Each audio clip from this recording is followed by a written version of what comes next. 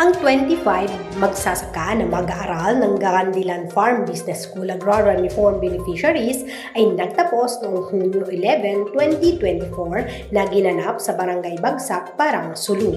Inorganisa ito ng Ministry of Agriculture, Fisheries and Agrarian Reform sa pamamagitan ng Agrarian Reform Operation Support Services.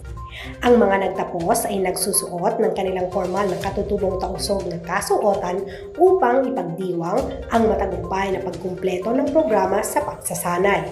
Ang pagdiriwang ng kanilang pagtatapos mula sa Farm Business School ay isang paraan upang kilalanin ng kanilang mga tagumpay, ipakita ang kanilang nagawang produkto at sama-samang pag-unlad sa pagbabago ng kanilang mga kasanayan sa pagsasaka.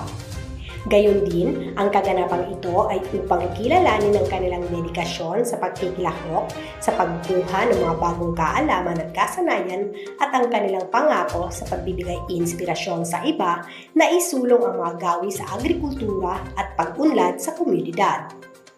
Ang pangbungad na programa ay inihatid ni Mapar Sulu Provincial Director Engineer Alpiu Iribani.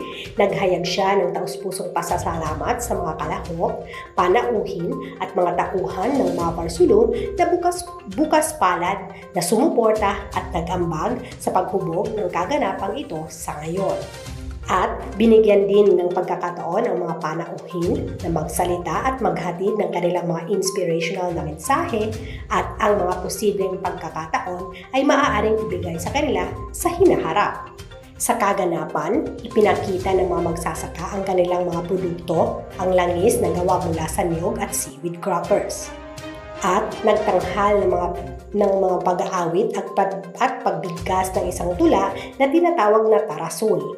Patungkol ito sa kanilang natamo sa kabuuang pag-aaral nila sa Farm Business School at pasasalamat na din mula sa Mapar Sulu. Ang pagdiriwang ay minarkahan ng isang tunay na hindi malilimutan at kapakinabangang na karanasan para sa lahat ng mga dumalo. Maparaming ani at kita, Serbisyong Bang Samoro. Mula po sa probinsya ng Sulu, Sheridan Peralta Dihagan, nag-uulat.